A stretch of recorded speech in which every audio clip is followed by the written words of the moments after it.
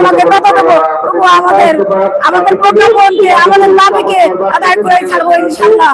এবং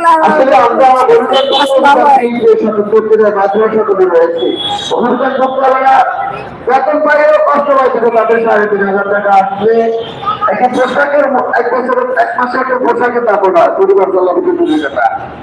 আর আমাদের টোটালি পাচ্ছে না যারা আমি মোহাম্মদ আনোয়ার হোসেন মিয়া ঝিনাইদহ জেলার মাদ্রাসা প্রতিষ্ঠাতা হিসেবে কাজ করছি এবং আমি ওই প্রতিষ্ঠান শিক্ষকতা করেছি। আমার বয়স এখন যা হয়েছে তাতে আমার চাকরির বয়স নাই, আমি বিনা বেতনে অবসরে চলে গেছি।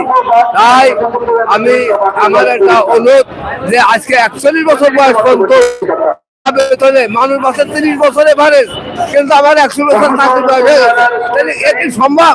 তাই যাই হোক সরকারের কাছে আমাদের গত জানুয়ারি মাসের ২৮শে জানুয়ারি তারিখে আমাদের ৭২৮ কোটি টাকা বরাদ্দ দিয়েছে, আর ১০ হয়ে গেল। এর কোনো পরিবর্তন জারি হচ্ছে না, এর কোনো গেজেট হচ্ছে না। যার পরিপ্রেক্ষিতে আমরা এই যে আবার আজ ১২ দিন হলো এখানে অবস্থান করছি। আমাদের খাওয়া নেই, দাওয়া নেই, টাকা নেই, পয়সা নেই, আমরা রুটি খাচ্ছি, কোনটা পান্তাভাত খাচ্ছি, কোনটা না খেয়ে থাকছি। এইভাবে কষ্ট করে এই ১৩ দিন অতিবাহিত করলাম। আমি বলতে চাচ্ছি এতকাল যা কষ্ট করেছি আর যেন আমাদের কোনো এক সেকেন্ড কষ্ট না দিয়ে আমাদের সুসংবাদ দিয়ে মাদ্রাসায় পরিবর্তন জারি করে এবং প্রকাশ করে আমরা হাসিকে বাইরে করি।